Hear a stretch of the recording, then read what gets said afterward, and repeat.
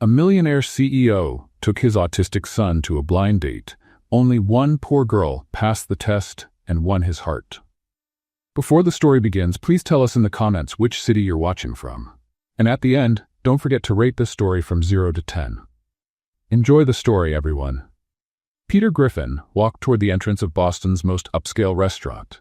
By his side was Josh, his 9-year-old son, with messy brown hair, big headphones, and a Rubik's Cube spinning non-stop between his fingers. Josh didn't talk much to strangers. Actually, he hardly spoke at all. But when he did, it was direct, precise, and almost always surprising.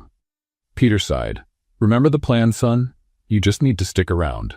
If you don't like her, we get up and leave." Josh gave a small nod, without taking his eyes off the cube. "If she lies, I'll notice," he said calmly. Peter almost smiled. That was true. Josh had an incredible skill for spotting patterns in language, behavior, logic. Since he was diagnosed with autism at age 3, therapists called him hyperlogical. In other words, not great for blind dates. They crossed the elegant dining room and were shown to a reserved table at the back. Peter looked around with an almost automatic boredom.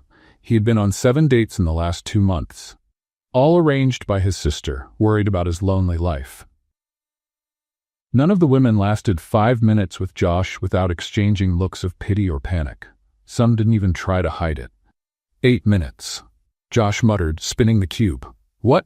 Peter raised an eyebrow. "That's how long they lasted on average before lying, pretending, or wanting to leave."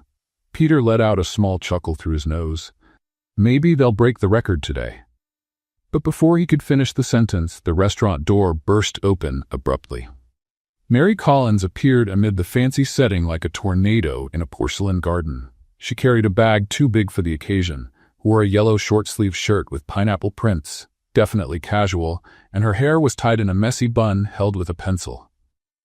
"Oops, sorry," she said, stumbling on her shoelace and dropping the menu from the next table. The waiter tried to help, but she smiled, picked up the papers, and said loudly, "Relax, champ. It's not the first time I cause a scene, and it won't be the last." Some guests frowned. Others tried to pretend they didn't see. Peter just stared, frozen. But Josh stopped spinning the Rubik's Cube. Mary walked up to their table like she hadn't just knocked over half the restaurant. When she got there, she looked at Josh first. She smiled, crouched to his level, and said, "Hi. You must be the judge tonight, right? You look like you're the boss more than you seem." Josh stared at her for 3 seconds. "What is the value of pi squared?" he asked. Peter choked on his water. Mary blinked. "That depends. Do you want the exact answer or an approximation? Because if it's an approximation, I'd guess 9.869. But if you want all the digits, give me about 20 minutes and a calculator." Josh smiled. Peter was speechless. Mary straightened up and looked at Peter as if nothing had happened. "You must be the Peter. Sorry I'm late. Half the subway stopped because of a brave pigeon. And yes, I took the subway because my car is called my feet, and they're still on installments." Peter blinked. "You're different. I've heard that before. But I promise I don't bite, unless the bread roll is really good." She grabbed one from the basket and bit into it without ceremony. Josh was spinning the cube faster now. His eyes, once behind an invisible wall, were fixed on her. "You're honest," he said plainly. "I am, but if you tell me a secret, I promise to keep it and pretend I never heard it." Josh leaned in and whispered something in her ear. Mary's eyes widened, then she smiled. "I loved that secret. It's the best one I've been told today." Peter tried to understand what was happening. He, used to controlling everything, from stock trades to business mergers, now felt off balance. Like he was inside one of those romantic movies his sister insisted on watching on Friday nights. Except, in this case, the script was impossible to predict. "Can I order fries?" Mary asked, still holding the menu closed. Peter hesitated. "That's not exactly on the menu." "Perfect. I love to challenge menus." She winked. Peter leaned back in his chair. Josh stopped spinning the cube. Mary chatted with the waiter like she'd known him for years. She joked about the complicated names of the dishes and asked if she could take a look at the kitchen later. When the waiter said no, she replied, "Okay, fine, but only because I'm wearing heels today." Josh laughed. A light, short, but genuine laugh. Peter slowly turned to his son, surprised. "You laughed?" Josh nodded. "She's not afraid of me. And she doesn't feel sorry, she just talks. Peter looked at Mary. She was now trying to balance a spoon on the tip of her nose. It wasn't what he expected. It wasn't what he wanted. But strangely, it was exactly what he needed. Dinner went in a way Peter never imagined possible. Mary didn't ask about his company, didn't mention his fortune, and for the love of everything sacred, didn't say anything like, "It must be hard raising a child alone." Instead, she ate with appetite, joked about the restaurant's overly golden decor, and treated Peter like he was a normal person. "Seriously, who decided 15 different forks was a good idea?" she said, holding up one of the smaller utensils. "Like, what happens if I use the salad fork to eat dessert? Does the utensil police come after me?" Peter tried to keep his composure, but the corners of his mouth kept turning up. "Technically, it's a matter of social etiquette." "Oh, I get it." Mary took the dessert fork and cut a piece of salad. "There. Now I'm a culinary rebel. Josh, you're my witness." Josh watched everything with an intensity Peter recognized. It was the same look the boy had when solving a particularly difficult Rubik's Cube. Focused, analytical, but interested. "Mary," Josh said suddenly, stopping her from playing with the forks. "Why does electricity make noise when it goes through wires?" Peter almost choked. Josh never asked casual questions to strangers. Actually, Josh almost never asked questions to anyone, except to him. Mary showed no surprise or that forced smile most adults give when kids ask something cute. Instead, she rested her chin on her hand and thought about the question seriously. "Well, technically, electricity itself doesn't make noise. What you hear is the air around the wires heating up and expanding quickly. It's like when you pop popcorn in the microwave. The heat makes the kernels jump and make noise." Josh tilted his head. "But what about when wires make that buzzing sound?" "Oh, that one's different." Mary got excited, waving the dessert fork. "That happens because alternating current makes the wires vibrate 50 or 60 times per second. It's like a really, really boring electric guitar." Peter stared at her, fascinated. Not just because the answer was correct, he knew that, but because of how she explained it. No condescension, no oversimplifying, but also no jargon Josh wouldn't understand. "Did you study engineering?" Peter asked. Mary shrugged, as if it wasn't a big deal. "I studied a little bit of everything. I'm the kind of person who reads microwave manuals for fun." She turned to Josh again. "Want to hear something cool? If you put a Rubik's Cube near a speaker playing music, the sound vibrations can slightly affect how the pieces move. Like a dancing Rubik's Cube." Josh's eyes lit up. "Really?" "Totally. Of course, you need very, very sharp ears to notice the difference, but it happens." Josh took the cube out of his pocket immediately and started spinning it near his ear, paying close attention to the almost unnoticeable sounds the pieces made as they moved. Peter watched the scene with something like amazement. His ex-wife, Sarah, had been wonderful with Josh, but even she needed time to get used to the boy's quirks. Most people felt uncomfortable with Josh's direct questions or tried to answer vaguely to not confuse the child. Mary, on the other hand, seemed genuinely interested, like talking to a 9-year-old about physics was the most natural thing in the world. "Josh," Peter said gently, "finish eating before your food gets cold." "He's fine," Mary interrupted. "Let him explore. Food heats up again, but curiosity, that's rare." And that was the moment Peter noticed something that made him deeply uneasy. Mary wasn't trying to impress him through Josh. She was genuinely talking to the boy. The difference was subtle, but for someone who had spent the last 2 years being bombarded by women pretending to be interested in his son to impress the father, the difference was striking. Dinner continued at this pace. Mary told hilarious stories about previous jobs, from being a clerk at a hardware store where she had to explain to a customer that screws don't have gender, to working at a diner where the owner insisted she memorize 50 different burger sauces. And the guy was all like, No, it's not special sauce number 7, it's special sauce number 7. Mary imitated a deep, dramatic voice. Like the fate of humanity depended on me memorizing the difference between honey mustard and artisan honey mustard. Josh laughed again. Peter noticed the sound was becoming less rare, less hesitant. When dessert arrived, an overly fancy tiramisu that probably cost more than Mary made in a day, she looked at it with skepticism. This looks more like a sculpture than food. I'm afraid to touch it and break something important. You can eat it, Peter assured her. It's just tiramisu. Just tiramisu, he says. Mary shook her head toward Josh. Your dad's a bit out of touch with reality, isn't he? Josh thought about it seriously. Sometimes, but he tries. Peter didn't know if he should be offended or touched by their brutal honesty. Mary took a big spoonful of dessert and made an exaggerated, dramatic face. Okay, I admit it. This is officially the best thing I've ever eaten in my life. She leaned toward Josh as if to share a secret. But don't tell my corner bakery bread roll. He gets jealous. When it was finally time to leave, Peter expected the usual ritual, exchanging numbers, the we should see each other again suggestion, the hopeful smile that meant she was waiting for him to make the first move. Instead, Mary stood up, adjusted her bag on her shoulder, and said, Well, it was nice meeting you both. Josh, keep being curious. Peter? She hesitated for a moment, like she was going to say something important, then smiled. Thanks for dinner. It was way better than I expected, considering I wasn't expecting much at all. And just left.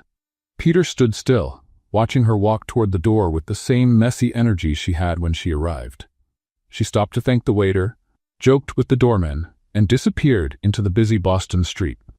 Something strange happened in Peter's chest, a feeling he hadn't felt in so long he almost forgot how to recognize it. Genuine curiosity. Not the kind of curiosity he felt about financial reports or market strategies. It was something more. Human. Dad, Josh said, still spinning the Rubik's Cube. Yes? She didn't try to impress you. Peter turned to look at his son. What do you mean? Josh looked at him with those eyes that saw patterns where others saw only chaos. All the others always did things to make you think they were important. Asked about money, or said I was special in a weird way, or tried to seem smarter than they really were. He stopped spinning the cube. She just listened, and talked like we were normal. On the way home, in the quiet of the luxury car that kept them separate from the outside world, Peter couldn't get Mary out of his mind. There was something about her that challenged all his expectations.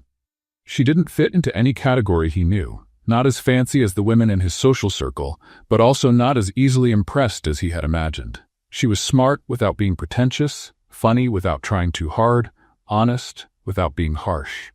And for the first time in a long time, Peter Griffin, a man who controlled business empires and moved millions with a phone call, found himself completely out of control. That night, lying in the king-size bed of his apartment overlooking Boston Harbor, Peter stayed awake. Not because of work stress or money worries, but because of a woman who used the wrong fork and made his son laugh. And that bothered him. In the best way possible. Peter Griffin wasn't the kind of man who showed up at cafes on Saturday mornings. Actually, Peter Griffin didn't even know where cafes were. His morning routine was coffee made by the housekeeper, the Wall Street Journal perfectly folded, and an agenda his secretary organized with military precision. But there he was, standing in front of Beans and Dreams, a small cozy cafe in Boston's North End, hands in his pockets, with an expression swinging between determination and total panic. Josh was with Aunt Catherine for a special Rubik's Cube session with other kids on the autism spectrum, something Peter usually supervised personally. But that morning, he lied, said he had an urgent meeting and left his son in his sister's care. The truth? He had spent 3 days thinking about Mary Collins. And that was unacceptable. Peter opened the cafe door, making an old-fashioned bell ring. The place was the complete opposite of anywhere he usually went. Exposed brick walls, a mix of mismatched chairs, local artists' paintings hung with little order, and a coffee smell that seemed to have a personality of its own. And there she was. Mary wore a green apron over a t-shirt that said caffeine, because sleeping is for the weak, and had her hair tied in a ponytail that defied any kind of structural logic. She was behind the counter, patiently explaining to an elderly lady the difference between a cappuccino and a macchiato, using gestures that looked more like a wild dance routine. And a macchiato is like a cappuccino that went to the gym and got stronger, she said, playfully flexing her arms. The lady laughed and chose the cappuccino. That's when Mary looked toward the door and saw Peter. For a fraction of a second, her eyes widened with genuine surprise. Then, as if you could see the gears turning in her mind, her expression changed to something between amusement and teasing. She finished helping the lady, handed over the coffee with a warm smile, and then turned to Peter with a completely neutral look. "Can I help you?" she asked as if she had never seen him before. Peter blinked. "Mary? It's me, Peter, from dinner on Thursday." She pretended to think, tapping her fingers on the counter. Peter, I don't remember. Are you a regular customer? Because I swear I'd remember someone who looks like he stepped right out of a business magazine. He stood there, unsure if she was serious or not. Mary kept up a straight face for exactly 5 seconds before bursting out laughing. "Relax, Mr. Serious. I'm just kidding." She leaned on the counter with a mischievous smile. "But speaking of which, what are you doing here? Want some coffee? Or just here to ruin my shift?" Peter felt something he rarely experienced. He was being teased. And strangely, he liked it. "I wanted coffee," he lied shamelessly. "Liar," Mary said without missing a beat. "You look like the kind of guy who drinks coffee that costs more than my week's salary and comes in cups that need instruction manuals." She gestured to the handwritten menu on the board behind her. "Here we have strong coffee, stronger coffee, and coffee that will make you see the future. Which one will it be?" Peter looked at the menu and realized he really had no idea how to order coffee in a normal place. What do you recommend?" "Depends. Do you know how to order food by yourself, or do you need to call your secretary?" The tease hit the mark. Peter felt his cheeks warm a little. "I can order food by myself, thank you." "Prove it." Mary crossed her arms, clearly enjoying herself. "Order something from the menu without using words like 'I would like,' would it be possible, or if it's not too much trouble?" Peter looked at her. It had been years since anyone challenged him like that. Years since anyone treated Peter Griffin like anyone else, someone who could be teased, tested, played with. "Strong coffee," he said, trying to sound casual. "And that thing there." He pointed to a blueberry muffin in the display case. "That thing?" Mary pretended to be shocked. "Sir, that's an artisanal blueberry muffin with crystal sugar topping and vanilla essence. It has a first and last name." Okay. Peter laughed without meaning to. "The artisanal blueberry muffin with crystal sugar topping and vanilla essence. Better." Mary turned to make the coffee. "At least now you treated the muffin with the respect it deserves." While she worked, Peter watched her movements. There was something hypnotic about the way Mary moved through the small space behind the counter. Efficient, but relaxed. She greeted every customer by name, knew their preferences, and made jokes that brought out genuine smiles.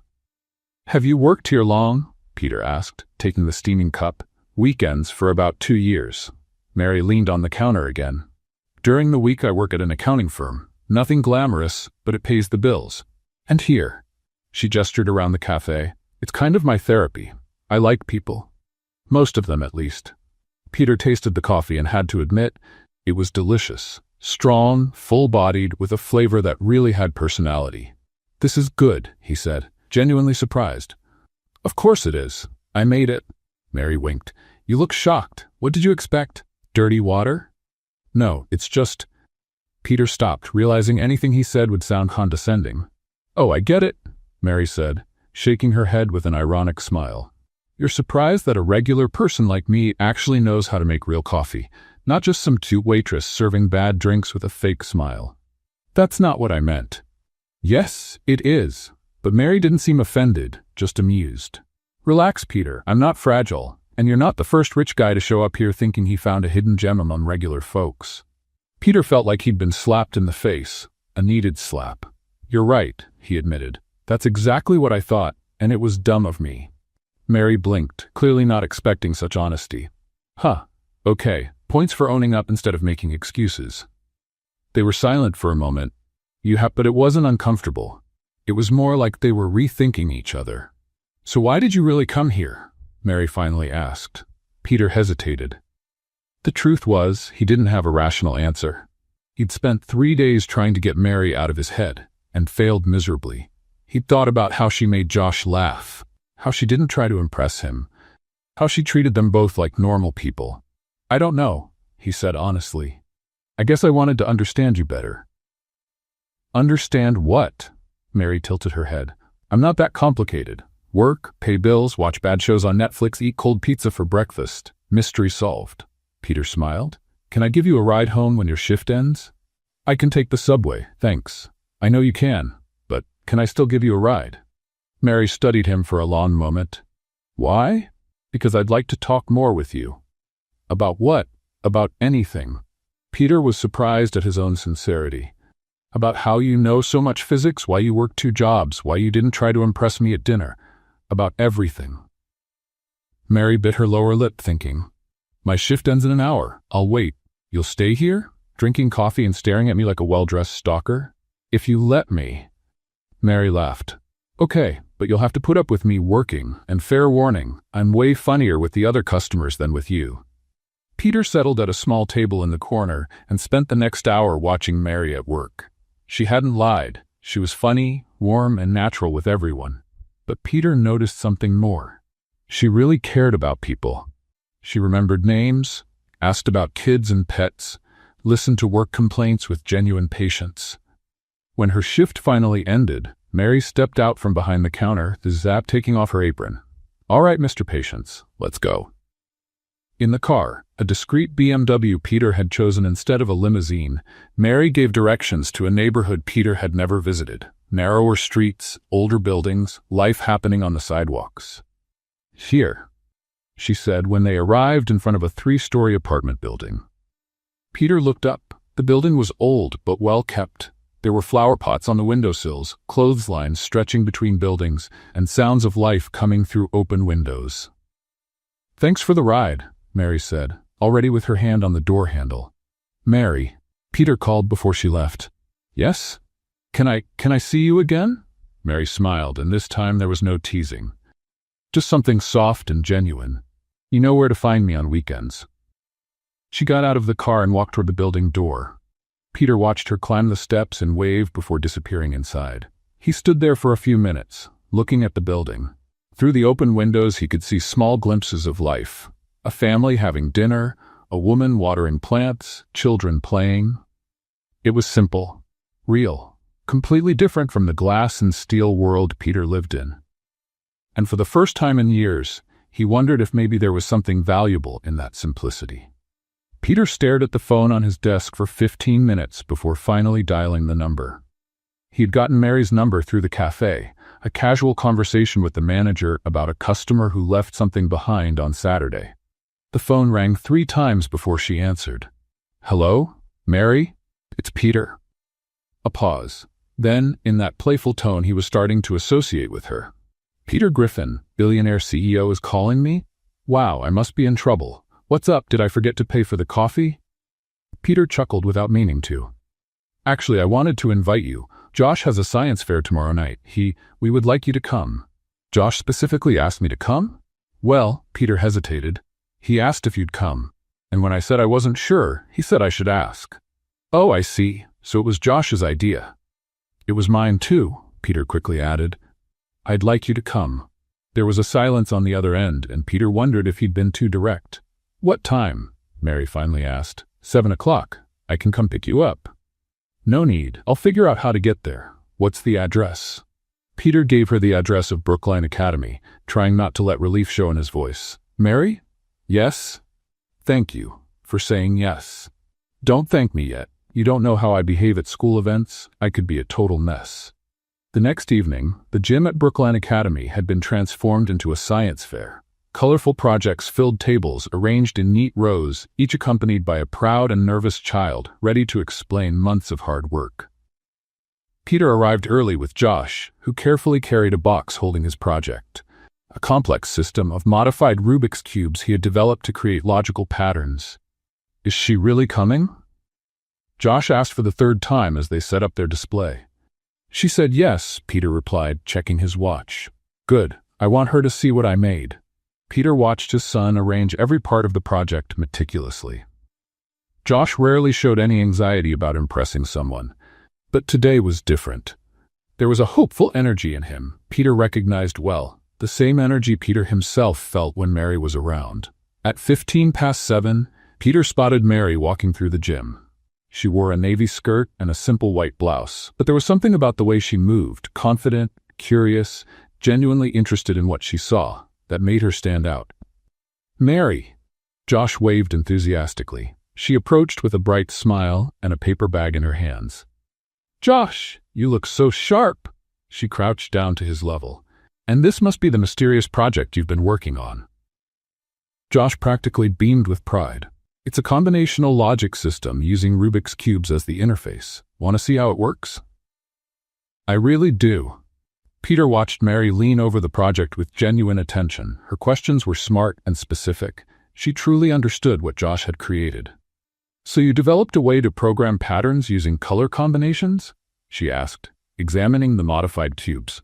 "Exactly. Each sequence represents a different command. It's like binary code, but with 6 variables instead of 2. "Josh, that's brilliant," Mary said, and Peter could tell she wasn't just being polite. "You created a completely new programming language." The event flowed naturally. Mary moved through the gym as if she belonged, chatting with other kids about baking soda volcanoes and solar system models. With the parents, she was just as comfortable, neither intimidated by the obvious money some had, nor trying to impress anyone. Peter watched her interact with Margaret Whitmore, wife of a well-known senator, and noticed how Mary managed to be respectful without being submissive, interested without being fake. "Your son is exceptional," Margaret told Peter as Mary stepped away to help a little girl with her project about carnivorous plants. "And Mary is..." "Refreshing."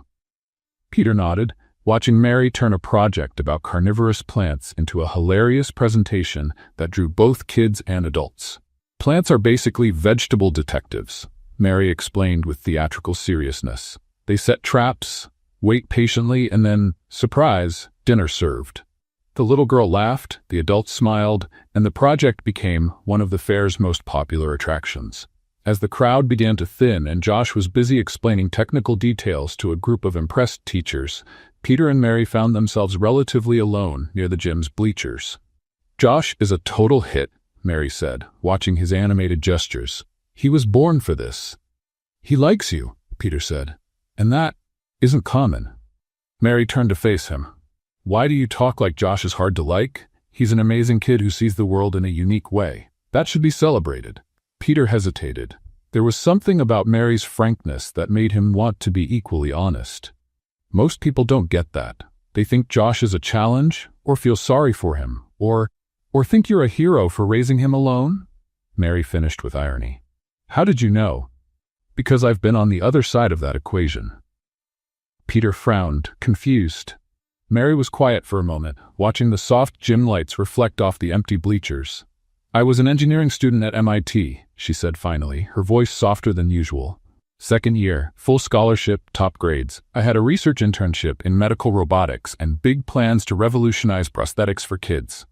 Peter stared at her, taking it all in. "What happened?" "My mom got sick, early onset Alzheimer's." Mary gave a sad smile. "My dad died when I was 16, so it was just the two of us. At first it was little forgettings, teas, neighbors' names, but then she started getting lost, leaving the stove on, not recognizing me some mornings." Peter felt his heart tighten. "I tried to balance school and caregiving, but..." Mary shook her head. "She needed constant care, and I couldn't afford to pay for help, so I gave it all up. School, internship, boyfriend, dreams, everything." "For how long?" 4 years. "Until she passed." Mary looked at her hands. "When it ended, I was 26, no degree, no work experience, nothing. 4 years behind in a field that changes every 6 months." Peter looked at Mary like he was seeing her for the first time. Really seeing her. Not just the funny woman who teased him, but someone who had given up everything for family. "You never thought about going back?" "Every day," Mary said. "But going back meant starting over. And starting over meant not having money to live while studying. It's a dead end." "Mary?" Peter stepped closer without thinking. "No," she cut him off, sensing the pity in his tone. "I don't want your sympathy. I did what I had to do. I don't regret it. I just sometimes wonder who I'd be if I'd had a choice." Peter looked at her, seeing layers of strength and vulnerability he hadn't noticed before. "You're extraordinary," he said, the words slipping out without thought. Mary looked surprised. "I'm not." "Yes, you are. You gave up your dreams for your mother. You see Josh for who he really is. You treat people, not like social status. You are." Peter leaned in to kiss her. Mary put her hand on his chest, stopping him gently. Peter, no. Why? Mary studied him with eyes that seemed to see through masks. Because you're used to people accepting whatever you offer, whenever and however you offer it. Her voice was kind but firm. I'm not like that. If this is going to happen, it'll be when we both know exactly what we're doing. Peter stepped back, respecting her space. You're right? I usually am, Mary said with a small smile. When they went to pick up Josh, they found him carefully putting away his project, a shining first-place medal around his neck. Mary, I won. Josh ran to her, beaming. Of course you did. You're a genius. In the parking lot, Josh came up to Mary holding something. I made this for you, he said, handing her a modified Rubik's Cube with a folded note taped to one side. Mary unfolded the note and read aloud. You are different. That's good. She looked at Josh, her eyes shining. Josh, this is the most special gift I've ever received. Josh smiled, one of those rare smiles that lit up his whole face. When you solve it, you'll understand why you're important to us. Mary hugged Josh quickly, tucking the cube away like it was precious. Peter watched them, feeling something change deep inside. For the first time, he questioned if controlling everything was really as important as he thought. The Monday after the science fair, Mary was organizing returned books at the Boston Public Library when she heard a familiar voice behind her. Excuse me, could you tell me where the cooking section is?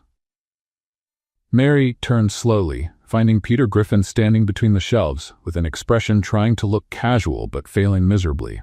Let me guess, she said, putting a hand on her hip.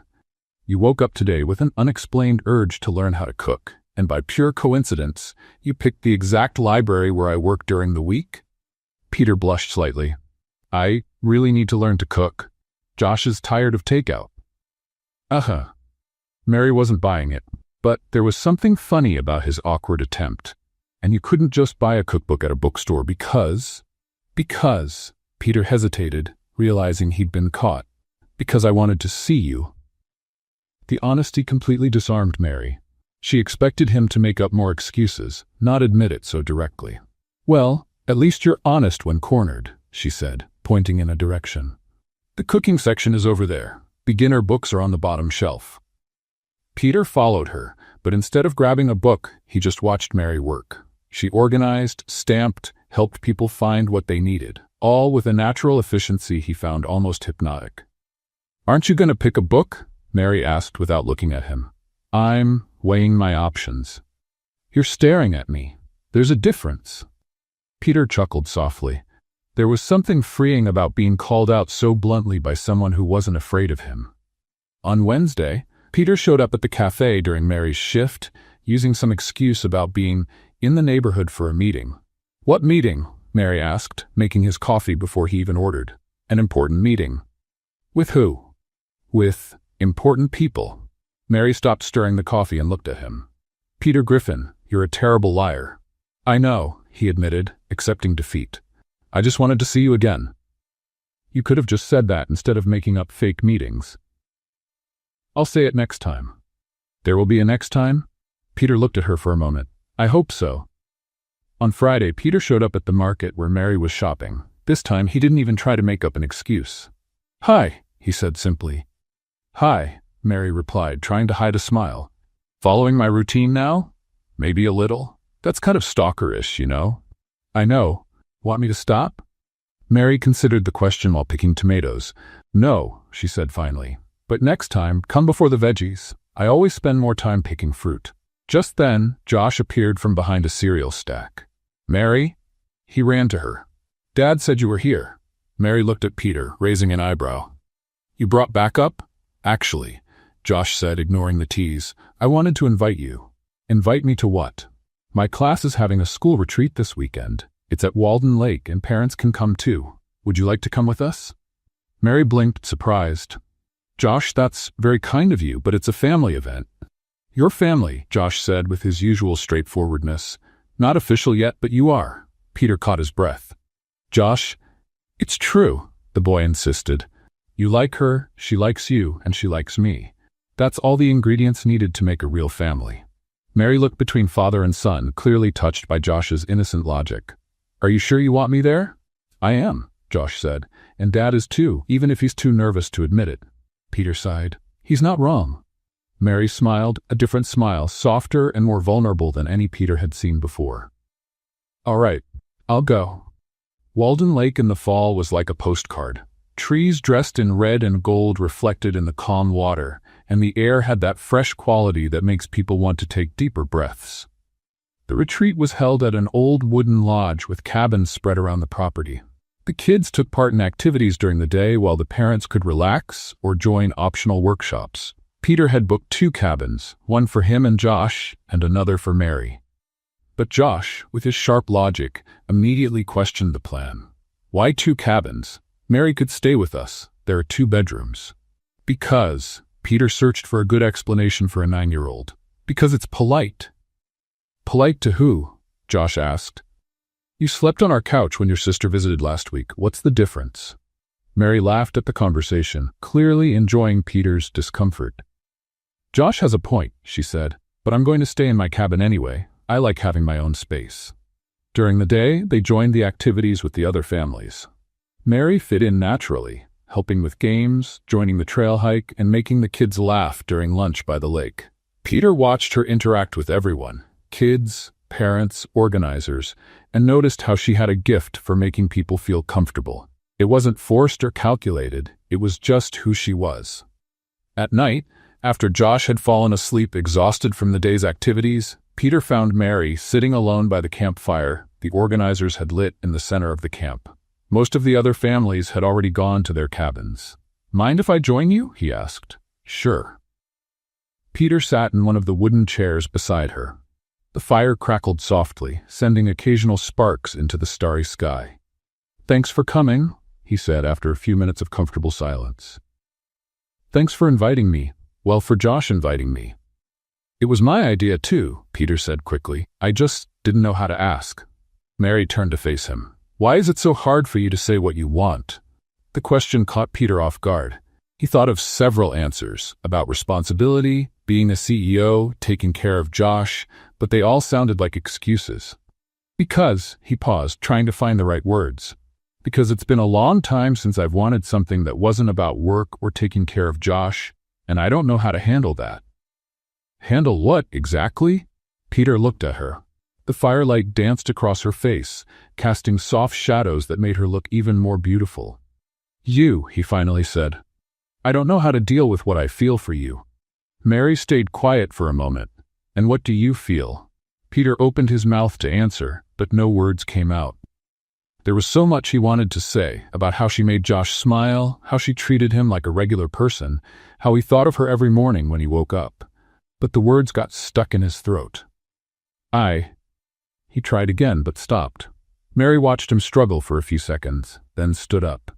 Peter thought she was leaving, but instead, she came closer and knelt beside his chair.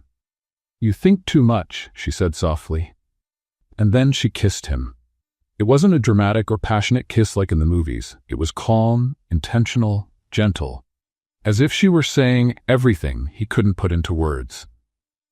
When they pulled apart, Peter looked at her with surprise and something like relief. "I figured you needed a little push," Mary said with a small smile. Peter started to laugh. Not a polite, controlled laugh, but something real and freeing, coming from a place he'd forgotten existed.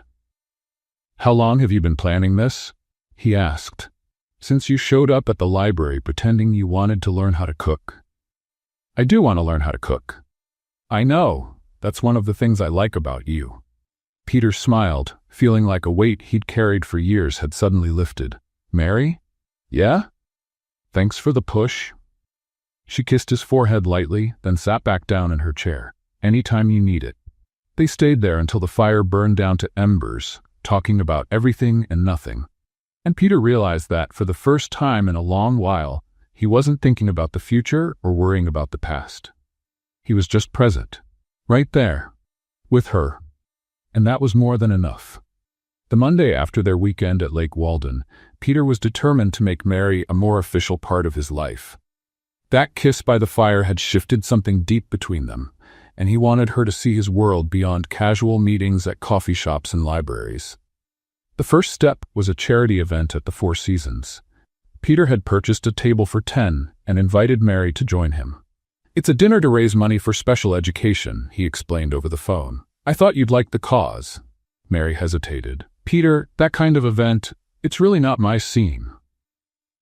"It'll be fun," he insisted. "And you'll like the people. They're all involved in important causes." On Saturday night, when Peter arrived to pick her up, Mary was wearing a simple black dress she'd bought just for the occasion. She looked stunning, but Peter noticed something different about the way she moved. She seemed less relaxed, more self-conscious. "You look beautiful," he said, offering his arm. "Thank you, and thanks for lending me the shoes," she said, referring to the black pumps Peter had sent over with a note saying they were a gift, not a loan. The Four Seasons ballroom was exactly what Mary had feared. Grand, formal, and full of people who looked like they'd been born wearing tuxedos and evening gowns. Guests strolled around with champagne glasses, talking quietly about investments, summer homes in Martha's Vineyard, and even more exclusive social events. Peter greeted acquaintances, introducing Mary as a special friend. She smiled, shook hands, and tried to join the conversations, but Peter could sense her tension growing with each interaction. "Mary works at the public library," Peter would say, trying to include her. "How interesting," came the usual reply, in that tone that meant the opposite. It must be rewarding to work with books. The conversations followed predictable patterns. Working in libraries was considered noble, but soon the topic would shift to things Mary couldn't keep up with. Investment funds, internal corporate politics, gossip about people she didn't know. During dinner, Mary found herself seated between Catherine Montgomery, a senior partner at the law firm that represented Griffin Enterprises, and Robert Ashford, the owner of a luxury hotel chain. "So Mary," Catherine said as she delicately cut her grilled salmon, "how did you and Peter meet?" "A blind date," Mary answered honestly, "set up by his sister." "How romantic," Catherine said with a smile that didn't reach her eyes. "And where do you work again?" "At the Boston Public Library, and I work at a cafe on weekends." "Two jobs," Robert commented. "That must be challenging." There was something in his tone that made Mary feel like a specimen under a microscope. She realized that people weren't really interested in her answers. They were categorizing her, judging her, figuring out where she belonged in their social hierarchy. Peter tried to include her, steering the conversation toward topics where Mary could contribute, but it was like trying to force a puzzle piece into the wrong place. It just didn't fit. "Mary knows a lot about engineering," Peter said at one point, when the conversation turned to technology. "How interesting," said Catherine. "Did you study engineering?" "I started at MIT, but I didn't finish," Mary replied. "Oh." Catherine's interest vanished instantly. "I see." It was during dessert that Mary overheard the comment that changed everything. She had gotten up to go to the restroom and passed by the table where Catherine was speaking with two other women. She hadn't meant to eavesdrop, but Peter's name caught her attention. "Peter has always had a thing for charity projects," Catherine was saying. "First that school for special needs children, now he shows up with a librarian. At least this time he's not mixing his personal life with philanthropy quite so obviously." "She seems sweet," said one of the other women. "Oh, I'm sure she is." Catherine's tone was condescending. "It's just that, well, Peter needs to think about what's best for Josh too. That child needs stability, not social experiments." Mary felt like she had been punched in the stomach. Social experiment, charity project. The words echoed in her mind as she returned to the table. When Peter asked if she was okay, Mary mumbled something about a headache. When he offered to leave early, she shook her head and said he should stay. After all, it was important for him to be there. But when dessert was served, Mary stood up. "I need to go," she said quietly to Peter. "Now?" "But we haven't even—" "I need to go," she repeated, picking up her purse. "You stay. This is important for you." Peter stood up, confused. "Mary, what happened?" "Nothing. I just need to go home." And she walked out, leaving Peter standing in the middle of the ballroom, not understanding what had just happened. In the days that followed, Mary didn't answer Peter's calls. When he stopped by the cafe on Saturday, the manager told him she had switched shifts. At the library, the front desk clerk said Mary was busy with a special project and couldn't take visitors. Peter felt lost. The lake retreat had been perfect. Natural, spontaneous, real. But the moment he tried to include Mary in his official world, everything fell apart. Josh noticed right away that his father's mood had changed. "Where's Mary?" he asked on Wednesday during dinner. "She's busy," Peter said, stirring his food distractedly. "Did you guys fight?" "Not exactly." Josh gave him that sharp, observant look. "Did you do something stupid?" "Maybe," Peter admitted. "I don't know what I did, but apparently I did something." "Did you ask her?" "She doesn't want to talk to me." Josh thought about that for a moment. "Then maybe you need to try harder." On Thursday night, Peter was in the kitchen looking at a delivery menu when he had a sudden realization. Instead of ordering expensive sushi, he went out, bought a regular pizza from a local place, and drove to Mary's apartment. He climbed the 3 flights of stairs with the pizza box in hand, feeling more nervous than he ever had before any business meeting. He knocked on the door. Footsteps on the other side, a pause, then Mary's voice. "Who is it?" "It's me, Peter." Silence. Then the sound of the lock turning. Mary opened the door wearing an old sweatshirt and pajama pants, her hair pulled up in a messy bun. She was barefoot and looked like she had been crying, although Peter couldn't be sure. "Hi," he said. "Hi." They stood there, looking at each other for a moment. "Did you bring pizza or just yourself?" Mary finally asked. "Both," Peter replied, "but only one's worth it." Despite everything, Mary almost smiled. "Is it pepperoni?" "With stuffed crust." Mary sighed and opened the door wider. "Come in, but only because I'm hungry and there's nothing to eat at home."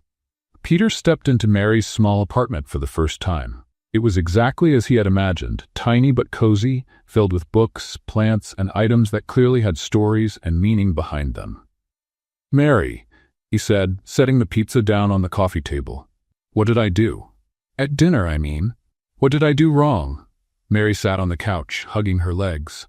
"You didn't do anything wrong," she said, but her voice sounded tired. "That's the problem."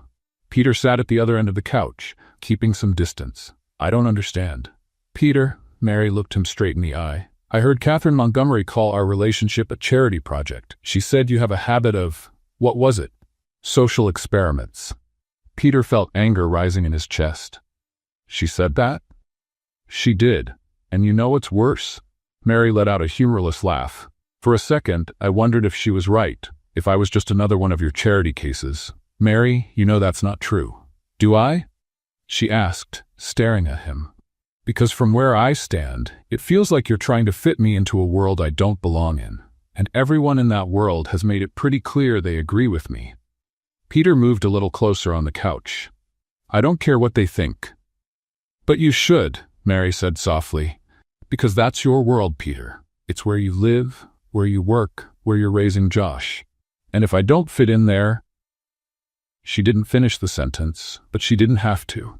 Peter understood exactly what she was saying, and for the first time, he wondered if there was something deeply wrong with a world where someone like Mary wasn't welcome. Peter and Mary sat in silence on her couch for several minutes, the pizza growing cold on the table between them.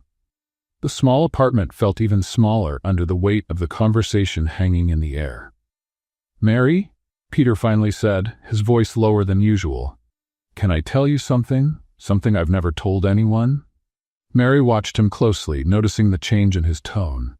There was a vulnerability there she had never seen before. "Of course." Peter leaned forward, resting his elbows on his knees and looking down at his hands. "When Josh was 4, Sarah, my wife, had a car accident." He paused, as if he needed to gather strength to go on. "She was coming back from the neurologist's office, where she took Josh for his therapy sessions." Mary said nothing. She just waited. It was a Tuesday in March. I was in a meeting, a big merger I'd been working on for months. Peter shook his head. "Sarah called me that morning and said Josh had a panic attack at school and she had to pick him up. She wanted me to come with her to the doctor's office." Peter stopped again, and Mary could see his hands trembling slightly. "I told her I couldn't, that the meeting was too important, that there was too much money on the line. I told her she could handle it on her own, like she always did." His voice became rougher. "Sarah said Josh was asking for me, that he needed me there. And I told her Josh would be fine, that he wouldn't even notice I wasn't there." Mary felt her heart tighten but stayed quiet. Sarah hung up. We didn't fight, she just hung up. Peter looked up at Mary. 3 hours later, I got a call from the hospital. Her car had skidded on a wet curve. The impact was instant. Peter? But that's not all, he went on. Like he needed to say everything at once, or he wouldn't be able to finish. When I got to the hospital, Josh was still in the back seat. He was okay physically, but Peter swallowed hard. He stayed in that car with Sarah's body in the front seat for 6 hours. 6 hours until someone found them. Mary brought her hand to her mouth, horrified. Josh didn't speak for 2 months after that. He wouldn't eat, barely slept, didn't respond to anything. The doctors said it was trauma. Peter looked straight at Mary. And I knew it was my fault. If I had gone with them, if I had been in the car, maybe. Peter, no, Mary interrupted gently. You can't know that. But I do, he said firmly. Because Sarah always drove slower when I was in the car. She said I made her nervous when she went too fast. If I had been there, she would have driven slower, would have stopped at the first sign of wet roads, would have... His voice broke. Mary moved a little closer on the couch, but didn't touch him yet. What did Josh say when he started talking again? Peter gave a sad smile. The first thing he asked was, "Where's Mom?" And when I explained she was gone and wouldn't be coming back, he said, "Why didn't you go with her?" Peter closed his eyes. I didn't know what to say. And you've carried that guilt ever since. Every single day. Peter finally looked at Mary. I shut down after that. I stopped caring about anything that wasn't work or Josh.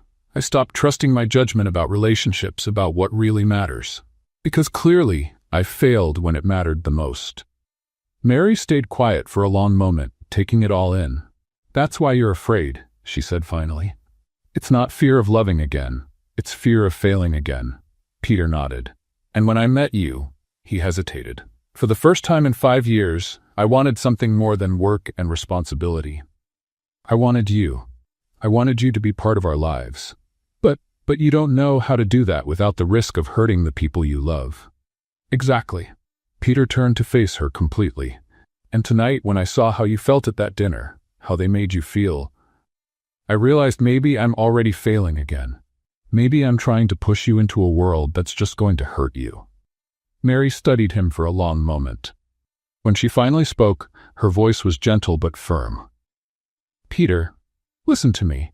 You don't need someone to fix this. She gestured vaguely, referring to the burden he carried. You don't need someone to make you forget Sarah or erase your guilt. Peter frowned, confused. And what do I need? You need someone who's willing to stay while you learn to live with it. Mary moved closer and finally touched his hand. You need someone who understands that you're going to have bad days, that sometimes you'll make choices out of fear instead of reason. Someone who knows you're not perfect, but sees that you're trying. Peter looked at her like he was seeing something impossible. And you'd be that person? Mary smiled, and for the first time since that disastrous dinner, it was a real smile. Peter, I gave up a career at MIT to care for my mother for 4 years. I know what it's like to carry weight. I know what it's like to make sacrifices others don't understand. She squeezed his hand. I'm not here to fix you. I'm here because, even with all your baggage, even with all your fears, you make me want to try. Peter felt something loosen in his chest, a tension he'd carried for so long he'd forgotten what it was like to breathe without it. Mary? And about that world full of Catherine Montgomerys? Mary shrugged. They can think whatever they want. I don't need their approval to know how I feel about you and Josh. Peter pulled her into a hug, burying his face in her hair. I don't know how to do this right, he murmured. No one does, Mary answered, holding him back. We figure it out as we go. They stayed like that for several minutes, just holding on to each other. And for the first time in 5 years, Peter allowed himself to believe that maybe it was possible to love again without losing everything. What they didn't know was that Josh had gotten home 10 minutes earlier and was standing at the apartment door, listening through the thin wood. He hadn't meant to eavesdrop, but he'd come upstairs when he saw his dad's car parked in front of Mary's building. Josh quietly walked back down the steps and sat on the front stoop, trying to process what he just heard. For the first time, he understood why his dad always seemed to carry something heavy. Why Peter sometimes looked at him with that sad expression he always pretended not to notice. But Josh had heard something else too. Mary saying she would stay. Mary saying she didn't need anyone's approval to care about them. The next morning, Peter found Josh in the kitchen, hard at work on something at the island. "Morning, champ. What are you working on?" Josh looked up, and Peter noticed a look of determination in his eyes, something rare, even for Josh. "I'm making something for you." Peter walked over and saw that Josh was modifying a Rubik's Cube, adding tiny dots of glow-in-the-dark paint to the inner faces. "It's special," Josh explained, continuing his careful work.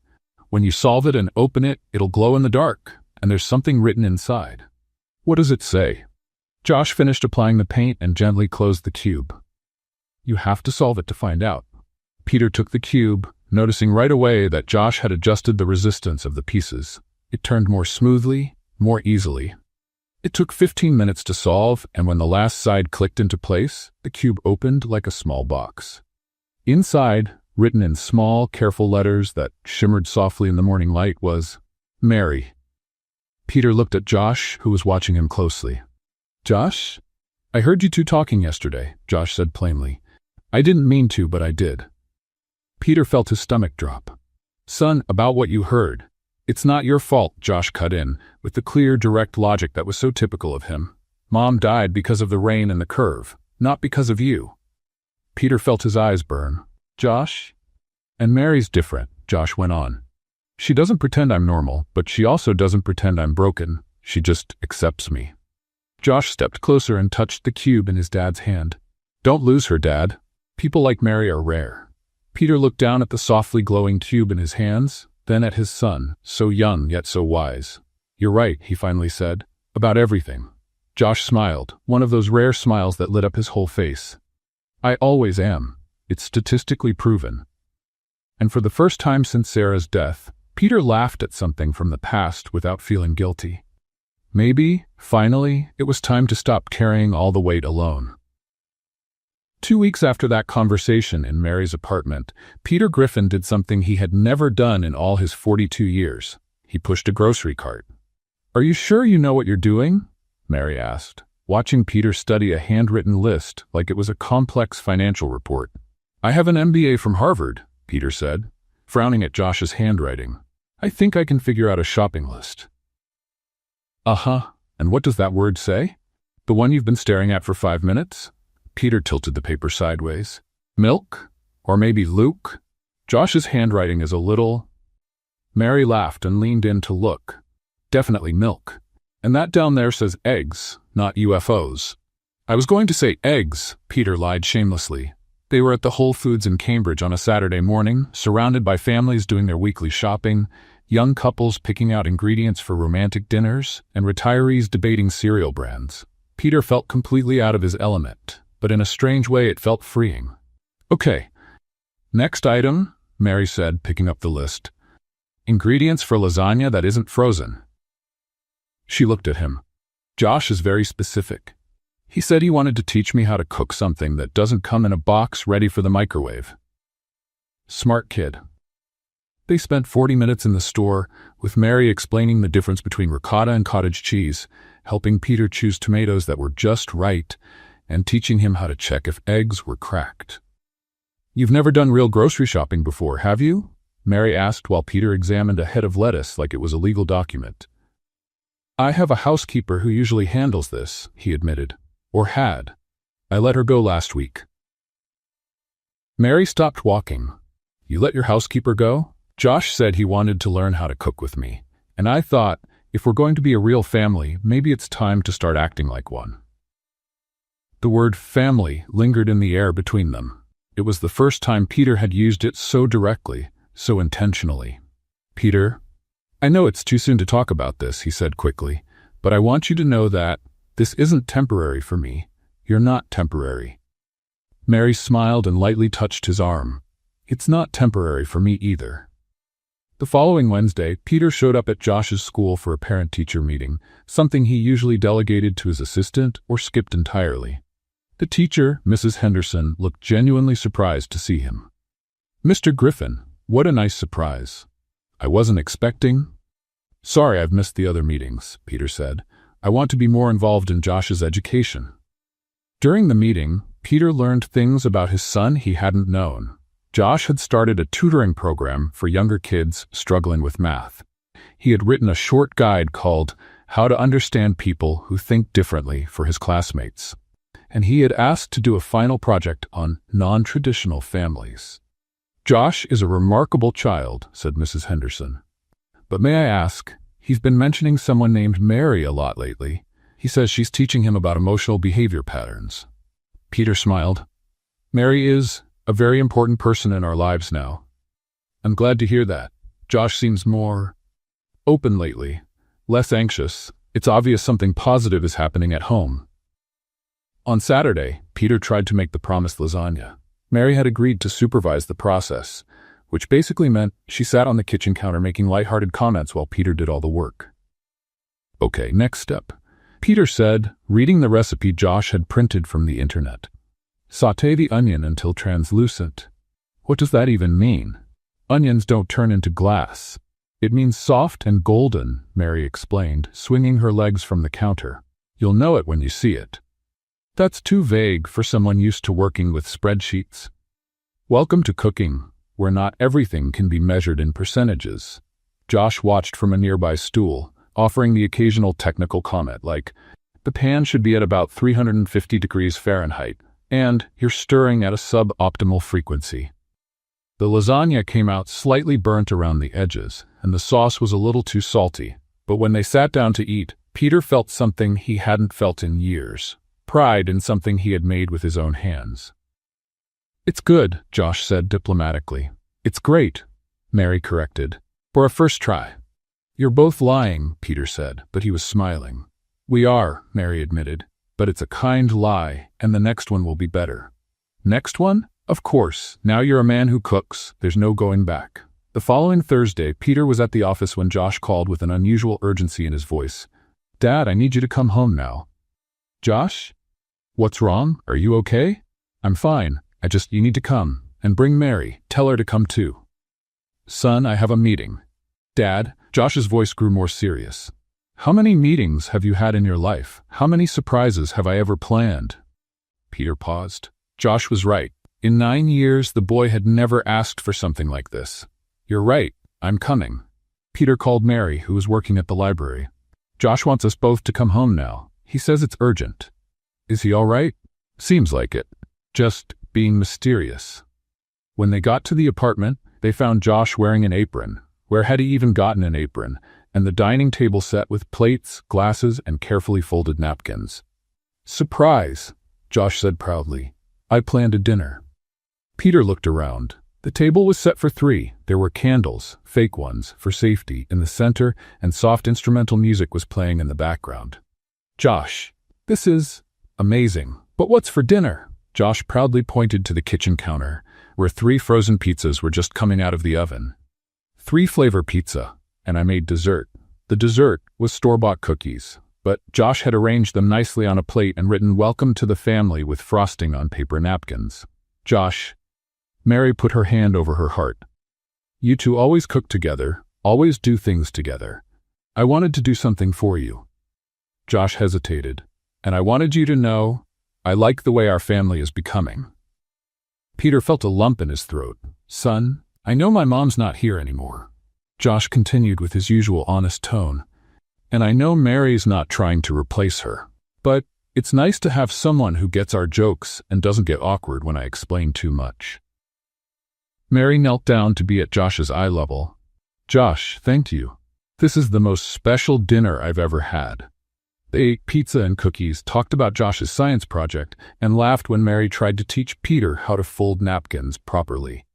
After dinner, they moved to the living room. Peter put on a movie Josh had picked, a science-themed comedy that was more educational than funny, but everyone pretended to love it. "Mary," Peter said when Josh went to the bathroom, would you like to stay the night?" Mary looked at him. "Peter, are you sure?" "I am. Not as a guest, as family." Mary smiled. "Yes, I'd like to stay."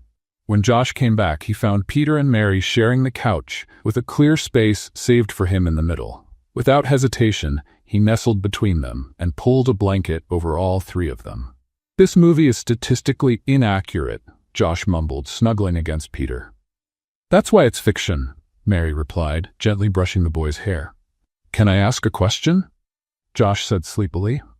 Of course, Peter said. Is Mary going to stay permanently now? Peter and Mary looked at each other over Josh's head. If she wants to, Peter said softly. I do, Mary answered. Josh let out a contented sigh. Well, I already figured out where we'll put her things in the closets, and it would be a waste of logistical planning if she left now. Peter and Mary chuckled quietly, and slowly the three of them fell asleep on the couch under the blanket, with the movie still playing on the TV. For the first time in 5 years, Peter fell asleep without checking emails or thinking about the next day's work. For the first time in her adult life, Mary fell asleep feeling completely at home. And Josh fell asleep knowing that his family was finally whole in a way that made sense to him. It wasn't the family he was born into, but it was the family they had chosen to build together. And that, Josh thought just before falling completely asleep, was statistically much better.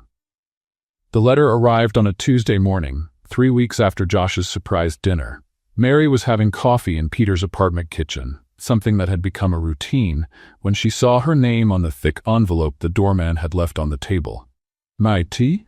Peter asked, noticing the letterhead as he walked by to grab his briefcase. Mary opened the envelope with trembling fingers. She read in silence, her eyes moving across the lines with an expression that changed with each paragraph. What is it? Josh asked, finishing his cereal while reviewing a math project. Mary folded the letter slowly. It's a job offer. Peter stopped looking for his car keys. What kind of offer? Biotech Solutions, a medical robotics company in San Francisco, is offering a re-entry program for engineers who left the field. Mary looked at the letter again, as if she couldn't believe what she was reading. They offer 6 months of intensive training, a salary during the program, and then a permanent position developing prosthetics for children. The kitchen went silent. San Francisco, Peter repeated, his voice carefully neutral. It's exactly what I've always wanted to do, Mary said, almost in a whisper. Medical robotics for kids. It's literally my dream. Josh stopped eating and looked between the two adults, his expression suddenly cautious. Are you going to accept it? Peter asked. Mary hesitated. I don't know. I need to think about it. Peter nodded stiffly. Of course, it's a big decision, but Mary could see the tension in his shoulders, the way he avoided looking directly at her.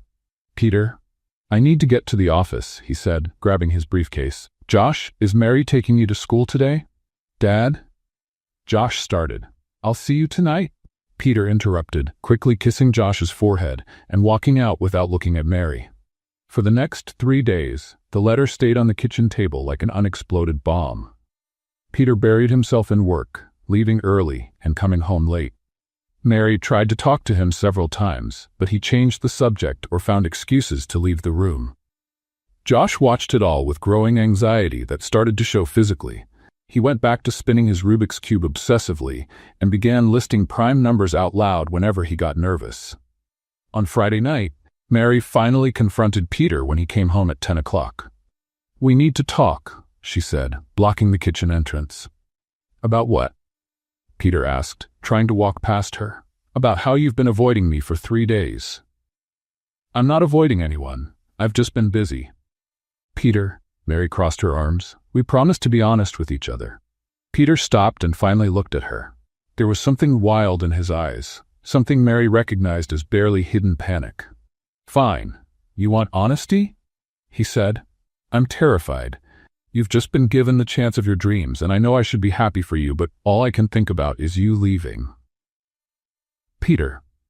And maybe that's for the best, he went on, the words pouring out. Maybe we're just fooling ourselves.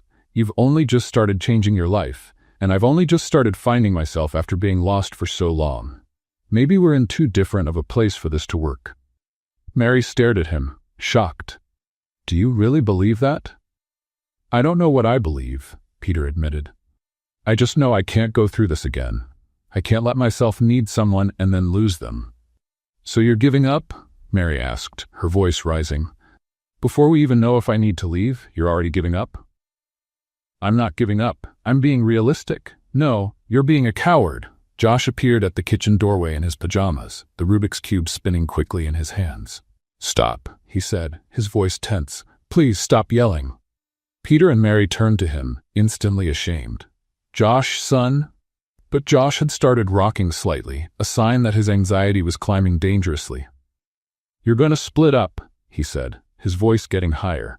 "Mary's going to leave, and you're going to be sad again, and everything will go back to how it was before, and I—" Josh stopped talking but kept rocking, the cube spinning so fast it was making a noise. "Josh," Mary said gently, moving closer.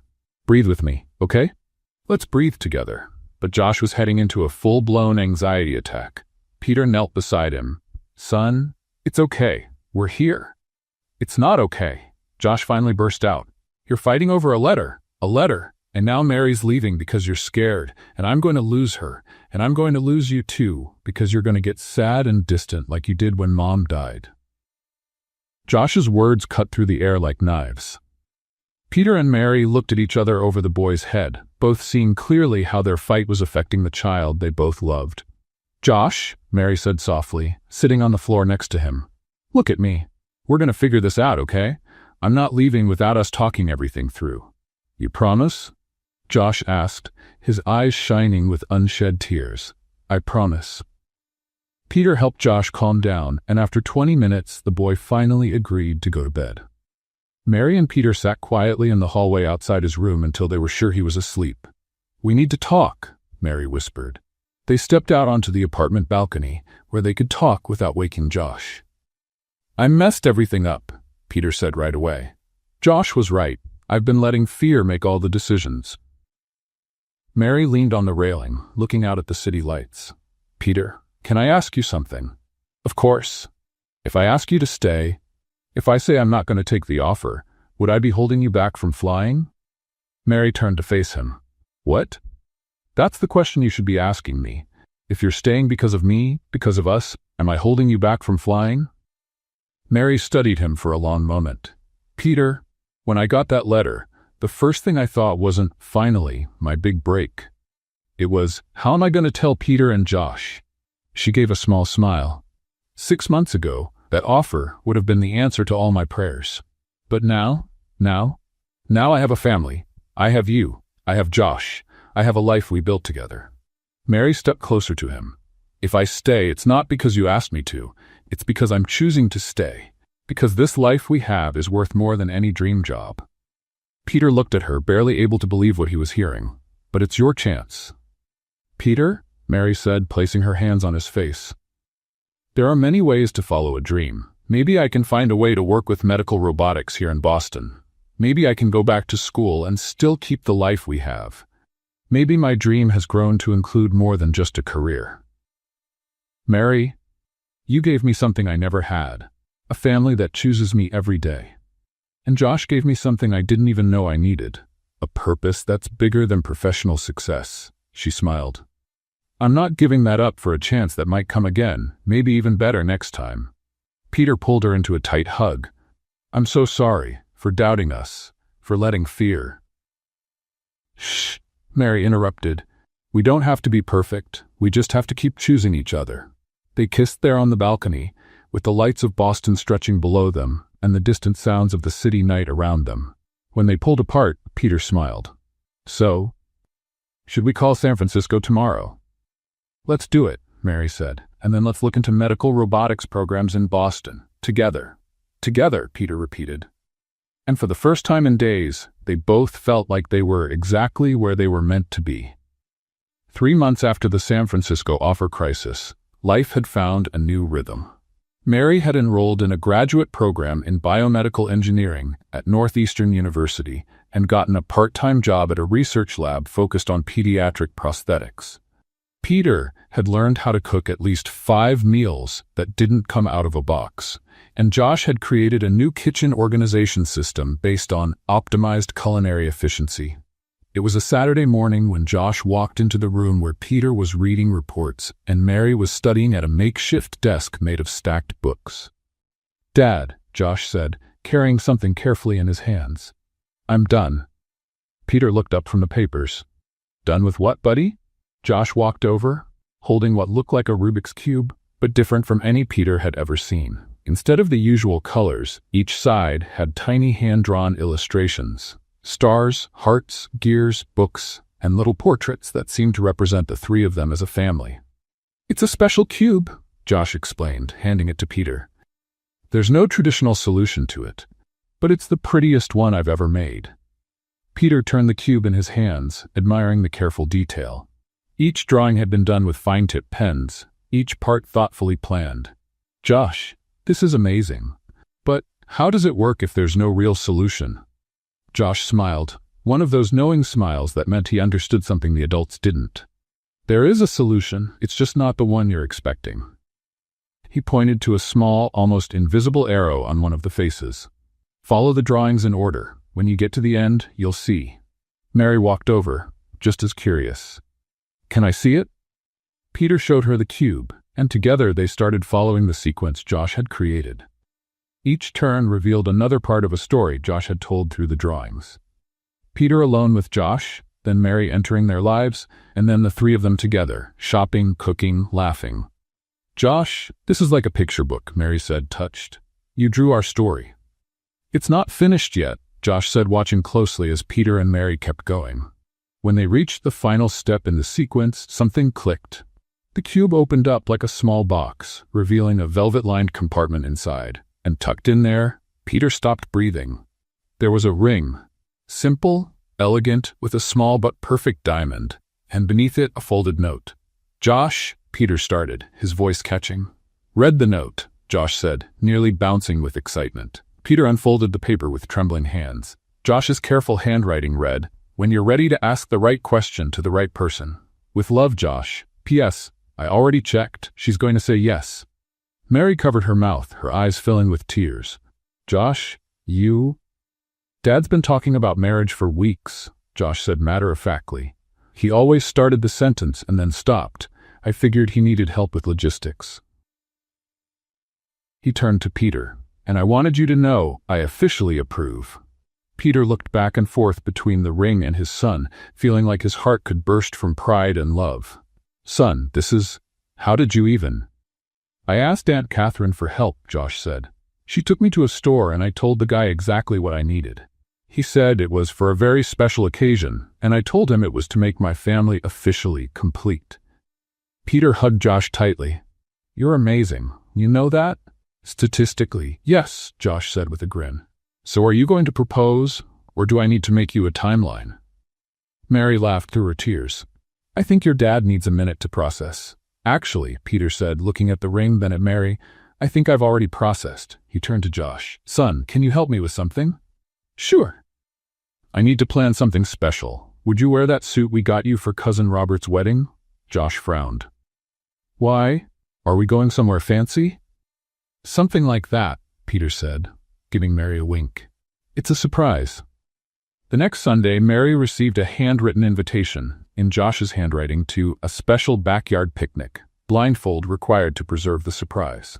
When she arrived at Peter's apartment, Josh greeted her at the door wearing a perfectly tailored navy blue suit and a tie he'd picked out himself, gray with little Rubik's cubes printed on it. "You look very sharp," Mary said, straightening his tie. "It's a special occasion," Josh said solemnly. "Now I need to put the blindfold on you." "Josh, what are you two planning?" "It's a surprise, but I can give you a hint. It's going to be statistically the best day of our family life." Mary let Josh tie a soft blindfold over her eyes and carefully guide her to the elevator, then through the lobby and finally to the small backyard behind the building, a place she hadn't even known was there. "Can I take it off now?" she asked. "Wait," Josh said. "Dad, are you ready?" "I'm ready," came Peter's voice from somewhere ahead of her. "Now you can take it off." Mary took off the blindfold and blinked, letting her eyes adjust to the soft evening light. The backyard had been transformed. A checkered blanket was spread out on the grass, picnic baskets were arranged around it, small string lights hung from the nearby trees, and Peter was kneeling in the center of it all, holding the ring that Josh had hidden inside the Rubik's Cube. "Mary," Peter said, his voice clear but full of emotion, "I've spent my whole life trying to control everything, trying to get everything just right. But you taught me that the best things in life happen when we stop trying to control everything and just start living. Mary brought her hands to her chest, tears already running down her face. I want to overcook pasta with you, Peter continued. I want to order the wrong meals at fancy restaurants. I want days that make no sense at all, but still feel right because they're with you. I want to build a messy, perfect, completely ours kind of family. He held up the ring. Mary Collins, will you marry me? Will you marry us? Mary looked at Peter, down on one knee in the grass, then over at Josh, who was practically bouncing with excitement, and then back at Peter. Instead of answering with words, she leaned down and kissed Peter, a long, sweet kiss, full of promise. When they pulled apart, she whispered against his lips, "Then let's solve this cube our own way." Josh let out a shout of joy that was probably heard 3 blocks away. "That means yes," he yelled. "I knew it. The odds were totally in our favor." Peter slipped the ring onto Mary's finger, and the 3 of them hugged right there on the grass, laughing and crying all at once. 6 months later, on a rainy Wednesday night, the 3 of them were sitting on the couch watching cartoons. Mary was wearing one of Peter's old t-shirts and mismatched socks. Peter was in sweatpants, with tomato sauce stains on his shirt because they had tried, and spectacularly failed, to make homemade pizza. Josh was in his pajamas covered in little planets, nestled between them. On the TV, a silly cartoon about talking animals was playing, and Josh was seriously explaining why the physics in the episode made no sense. "Turtles can't run at 60 miles per hour, he said seriously. "It's biologically impossible. The structure of their shell wouldn't allow." "Josh," Mary interrupted, laughing, "it's a cartoon. You can ease up on the science. But factual accuracy is still important, even in fiction." Peter watched them, his wife patiently explaining to their son why cartoons didn't have to follow the laws of physics. All 3 of them tucked under a blanket up to their noses, popcorn spilled on the couch, the apartment messy but full of life. It wasn't the life he had planned. It wasn't the perfect movie family dream. It was better. It was real. It was theirs. It was whole. And when Josh finally stopped analyzing turtle biomechanics and snuggled between them with a content sigh, Peter thought maybe this was the real definition of happiness. Not perfect moments, but perfectly imperfect ones, shared with the right people. Mary reached over Josh's head and gently squeezed Peter's hand. 3 squeezes, the code they'd come up with for "I love you." Peter squeezed back. 3 squeezes. And Josh, without opening his eyes, murmured sleepily, "You know I can feel it when you do that, right? Statistically speaking, it's impossible to hide signs of affection from someone who's physically between you." They chuckled softly, and outside the rain kept falling, making the apartment feel even cozier. Simple, real, complete. What did you think of Mary and Peter's story? Share your thoughts in the comments. On a scale from 0 to 10, what score would you give this story? Don't forget to subscribe to the channel and click the bell so you won't miss any of our stories. And check out more touching stories by clicking right here on the final screen.